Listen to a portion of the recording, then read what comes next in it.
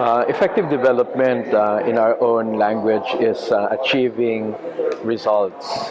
And here, what we mean by results is results that the country has defined for itself.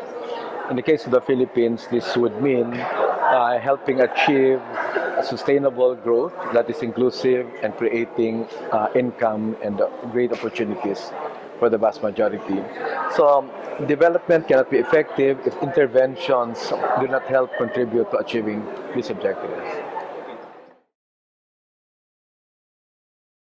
Well, the global partnership on effective development cooperation has a very important role. Number one, it provides for a global platform that can draw from country regional best practices to help countries identify workable solutions, things that have worked and have not worked, so that people don't start from scratch.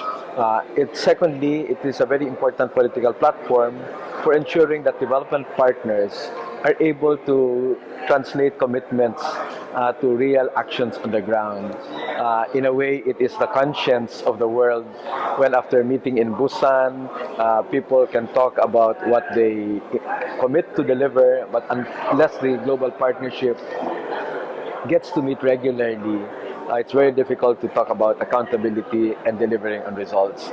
So foremost, the global partnership can be a rich source of good practices that could be shared with countries and even development partners alike.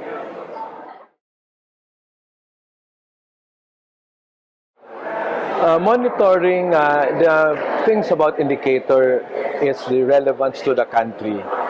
Sometimes the indicators are chosen because it is universally good or acceptable. But when countries start to monitor progress against these indicators, the challenge is really how to find relevance, measurability to the country so that it is able to relate with these overall objectives that we have set out, whether it is MDG or post-MDG or post-2015. The important thing is to have an indicator that is meaningful to the country and that gives a good degree of measurability. So defining the indicators that would have a local slant is a challenge, but the equal challenge is, of course, when you try to bring together all the countries who will participate in the survey, consolidating the results with the local variation poses a degree of challenge. But that challenge is surmountable. And when we talk about indicators of civil society or private sector engagement, countries differ in terms of the level of engagement. What could be an improved engagement or a very healthy enabling environment for one country might not be enough for another country. So again, you go back to localizing these indicators and their measurements.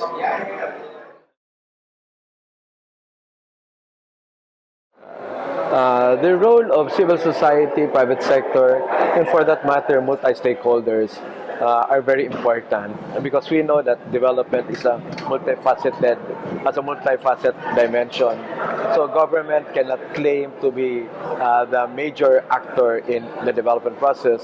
So you really need to bring the different stakeholders who will bring in whether their own interest or even their own comparative advantage to help address the problems or challenges besetting a country and bring in not only their perspective but also their experiences and knowledge about development.